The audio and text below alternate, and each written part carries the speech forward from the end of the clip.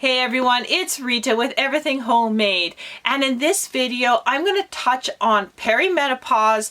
I'm going to touch on the effect of perimenopause is having on my varicose veins and my psoriasis, and what I didn't know. I hope that I'm going to, spread some word about it, because I was never ever told how much issues would arise once I hit perimenopause, because I have bad varicose veins and psoriasis.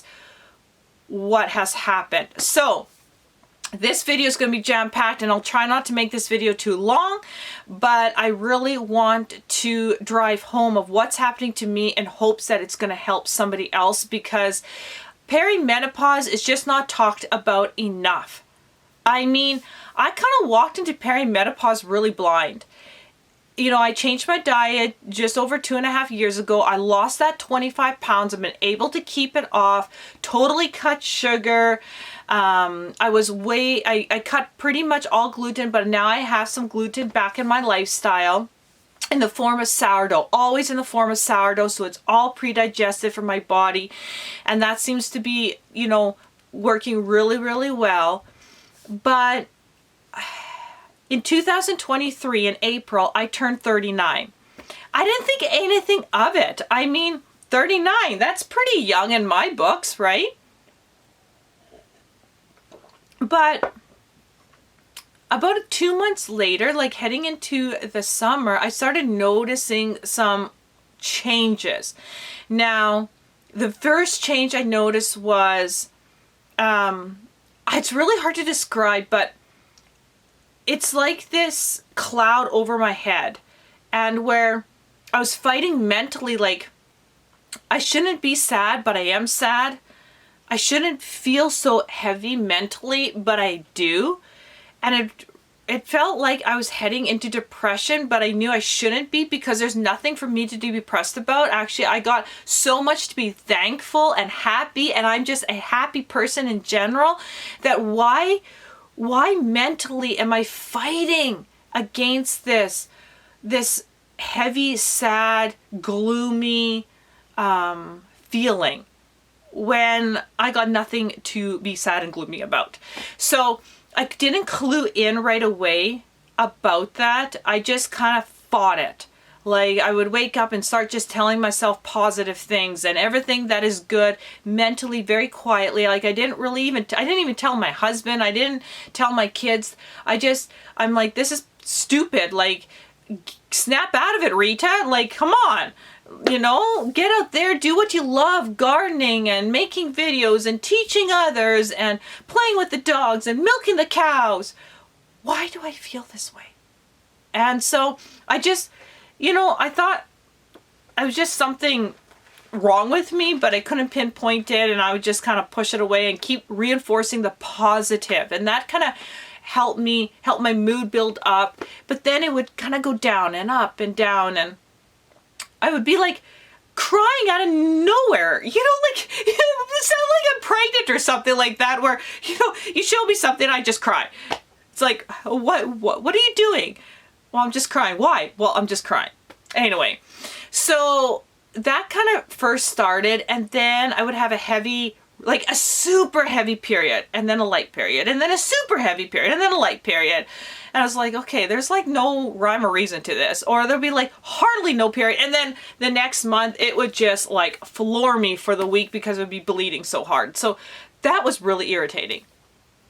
And then what really, I guess, really clicked in my brain that maybe I am going into perimenopause was my chest, like my breasts, actually started to get super tender, and it actually scared me. I thought I was pregnant with my 7th child. I was like, whoa, slow down. Like, seriously, this cannot be happening.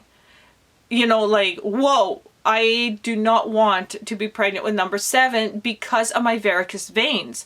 I love my kids, but we are stopping at 6. I cannot be pregnant again. I mean, the stress it puts on my legs, the stress that it puts on my body, especially my bad varicose veins, it is not fun. It is painful. So I was just like, whoa, this, this can't be. And no, I'm not pregnant.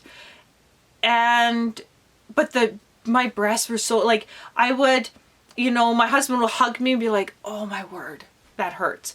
Or, I'm like running it with the kids and oh man, my chest hurts. And it was just this throbbing, even just sitting there eating supper, my chest was hurting. Like I wasn't even, putting pressure on it. And that really clued in going, you know what? The only reason why my chest should be hurting is hormonal. Maybe the mood, with my periods, with my chest hurting, with all these things is hormonally related. And so I kind of stepped back and started thinking about everything at once and putting pieces together, and then doing some research on perimenopause, signs and symptoms. Every woman is totally different, absolutely totally different. So I may not experience some of the symptoms you are, but I might be experiencing other symptoms. Plus, I gained, like, instantly this 1 month, I gained 5 pounds, and I was like, what is going on too? Like, I haven't changed my diet, I haven't changed what I'm doing, but now I'm gaining weight. So that really frustrated me. So I started looking at that, and sure enough, I'm like, you know what? I'm in perimenopause. So what can I do to correct this right now? What can I do to control those hormones naturally? Because I'm not going to the doctor and take some kind of pharmaceutical garbage into my body. I'm all about whole foods and using what God created to help me. So I started looking at herbs and going, okay, what do I got in my garden that I normally grow? Well, I got St. John's wort. I just grow because it looks pretty, but St. John's wort helps with depression, helps with mood. So I started looking at that. I started looking at stinging nettle. We are swamp all the way around us. So I started looking at stinging nettle, started looking at red raspberry leaves, and we got a massive patch of red raspberry leaves, or we got a massive patch of raspberries so I could harvest the leaves. We got rose hips with some vitamin C there and minerals of whatever it has in there.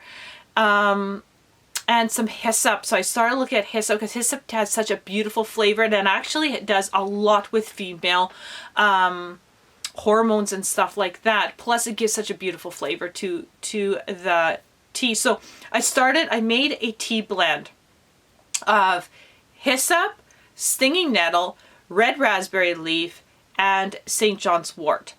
And then it took a little while to make that because, well, things get harvested all at different times. So I didn't start drinking that tea till September. So in April, I turned 39, started having all these signs and symptoms all the way to September. In September, I started drinking this tea, and I had gained 5 pounds in between that. And then within 2 or 3 weeks, my chest sensitivity, tenderness, gone. And to this day, I got no sensitivity because of that tea. My periods started to get, when I say regular, they were regular every month, but just not heavy, light, super heavy, super light, just more regular. Okay, we're going into my cycle. We're bleeding on average this amount and not flooring me. So that was nice. I have very little pain since I cut my sugar. I don't got a lot of cramping and all that kind of stuff. All those signs and symptoms went with the change of diet. But my overall mental well-being just put a sunshine over my head. Let me tell you, that St. John's wort, I did basically a 1-to-1 ratio with all the other herbs, but I figured I'd be really careful with that St. John's wort because clinical studies show how powerful it is. And so I did a quarter of the amount I put in with everything else. And my word, I cannot describe how insanely good it feels to have that cloud lifted over my head. That was awesome. And so to this day, it is now January 2024, and I'm still drinking 6 grams of that tea per day. And that has been able to put my hormones on the level, okay? So I will be posting that tea probably closer into the spring/summer, because I want to teach you how to harvest each particular herb and to make that tea blend, because it is unbelievable. And if you can't, I'll at least tell you how to buy the herbs and make the proportion that I did. But I really want to have been taking that tea for a year before I share it. So but right now it is unbelievable. But I'm still taking the parsley powder, 1 to 2 teaspoons. I'm still taking 4 tablespoons of the bees. I'm still taking cod liver oil.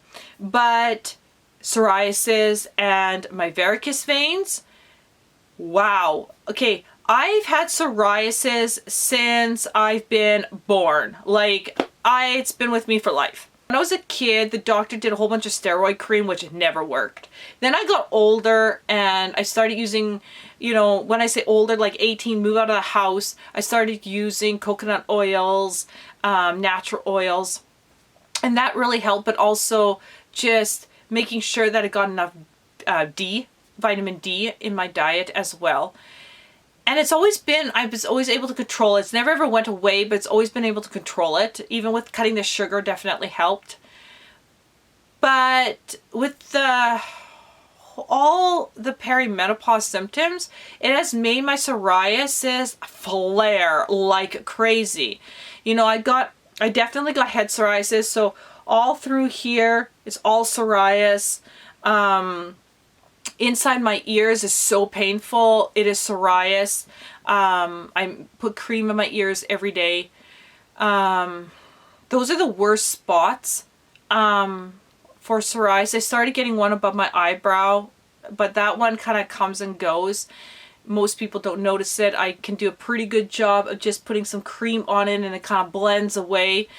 But painful. The ones in my ears are really painful. When they really flare, I mean, it hurts. It hurts quite a bit. And then, you know, whatever. Anyway, so psoriasis flared. So whatever pre-existing health conditions that I had before, exploded.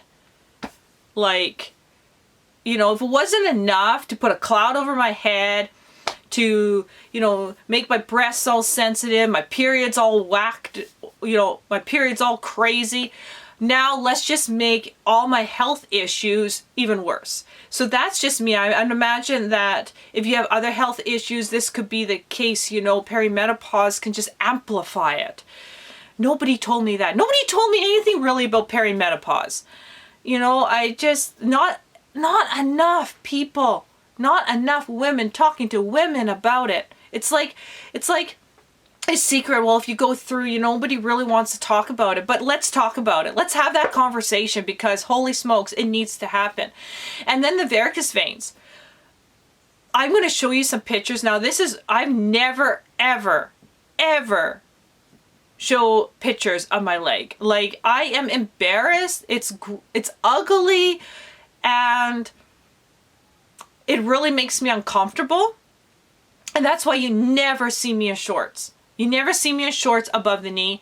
You never see me in skirts above the knee. And I wouldn't wear skirts above the knee anyway. I always wear them longer just because of modesty.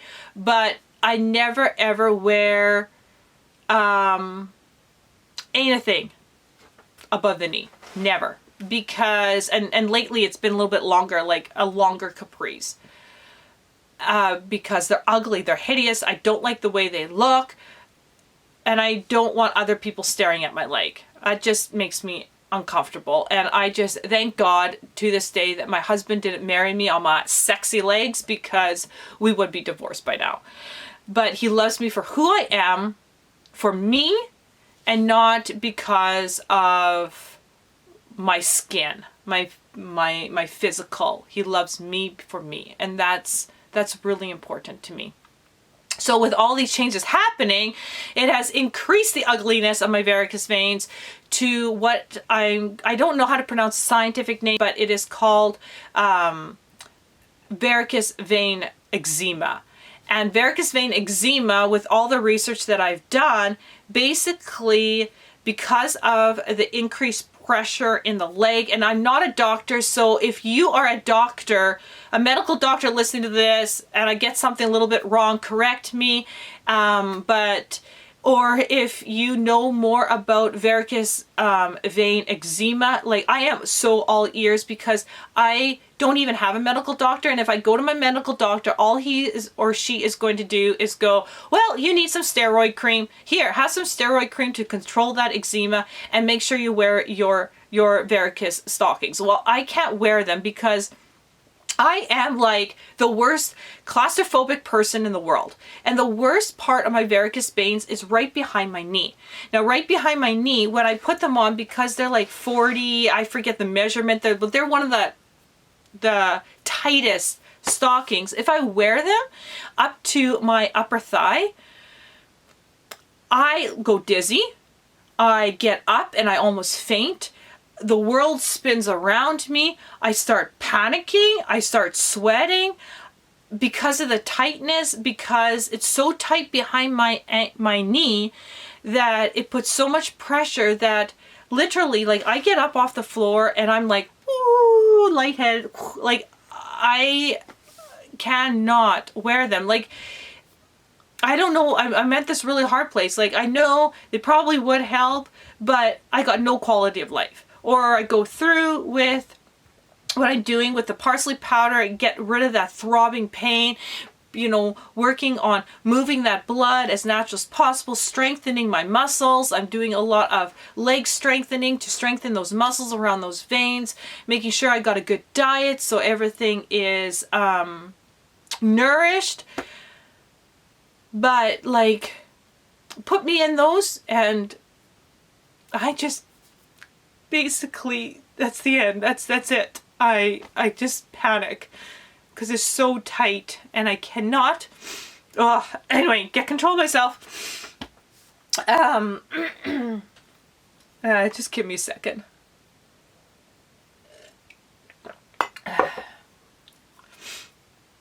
I can't even stand an hour with them. And the pain, like, it actually increases pain behind my leg. And so I can't garden, I can't do anything. So anyway, like I said, I'm all ears. So if you have some of the same conditions that I'm talking about, let's listen to each other. Let's learn from each other, give pointers. Like, let this feed on this video be about helping each other, because you know how many women there are in this world, and we all go through perimenopause. So why aren't we talking about it? Okay, so varicose vein eczema is basically, it flares the skin, and you can see pictures of my leg right now. It just utter red, absolutely irritated. It's itchy. It's basically made my skin thicker in that area. Very, very burn, painful, and it flares, and then the pain can go down, and then it flares, and it does this back and forth. Plus, because of that, I've read on the internet, that can cause flaring other places. So I have it on, I have it right here on my arms, that it flares, on the back of my neck, like right in the back here. It's flaring, and then that's different than psoriasis. Like, eczema looks different and feels different than psoriasis. So now I have eczema and psoriasis. Oh my word. And I can go to bed and my arms where that eczema, if my leg is burning because the eczema is flaring, it's like standing beside a fire, but you can't get away from the fire because that fire is so hot. You know, when your body heats up and you can feel that heat penetrate into your skin. Well, that's what it feels like. But mix that with like a sting. There's this like sting to it. and you just want to itch, just want to dig in and itch, but I don't. And so if that flares, then this area flares, the back of my neck flares. And I've noticed that kind of on the upper belly, like here, it's starting to creep up around my inner thighs. I'm not going to show you obviously those, but I mean, you can see my leg, you can see already, you can see my arms, you kind of get an idea of the irritation. It has all flared, so that's just a nightmare. So I'm just trying to keep the skin from drying out. I'm trying to make sure that I don't itch it. Like there's times I just want to go to town and just itch it off of me. But I know it's not good. So what I've done was I bought castor oil, and castor oil is a really, really thick oil that really lubricates the skin, soaks into multiple layers. And so I've been putting that on. I put that on about 3 to 4 times a day. So that has really helped with keeping it moisturized. I will do a mix with shea butter as well. Shea butter is a really thick, oily, creamy cream. And I will put that on my arms. I'll put that on my upper inner thighs. As well as castor. Like sometimes I'll do castor then shea, or sometimes just do castor, or sometimes I'll do shea. It depends how I feel, but I really, really do both of them. I put a light oiling of castor oil on my face because I know that my face gets attacked by psoriasis, and I don't want my face with eczema. Oh, please. Oh man. So I put castor oil, all, you know, make sure that my face stays moisturized as much as it can. I put some castor oil in my ears along with the shea to help with the psoriasis. And so basically I'm like an oiled woman. I am like oil everywhere, trying to keep my skin moisturized as possible. I didn't even know varicose vein eczema even existed. Didn't know that perimenopause would make my varicose veins do that. And I didn't know that when the eczema flares my varicose veins, it can flare, it shows up on other parts of the body. Now, if you're a medical doctor, I can't find this on the internet, but if you can tell me how the varicose vein eczema on my leg, when it flares, why it affects other parts of the body, like why does it flare up my arms, why does it flare the back of my neck, what is the link between my leg having the varicose vein and it flaring some parts of my body? So I really want to know the answer to that question, because I like to know answers to questions like this, because it's really mind-boggling me of why, and I can't find it. I can't find the why. It just says it will flare other parts. It doesn't tell me why. It's really irritating. So tell me why. If you are into natural stuff, I mean, if there's something more that I can do as a whole food supplement that I can take to help. I've been drinking my tea, every day, and that helps with all my hormones. But I really noticed that this varicose vein eczema flares a lot a week before my period, and I've learned that progesterone really increases a week before, so it has obviously something to do with that. When I have my period, man, my leg, because I'm taking the parsley, it's not that throbbing heaviness, it's that burning stinging pain, and it's right there. And then my vein is so sensitive.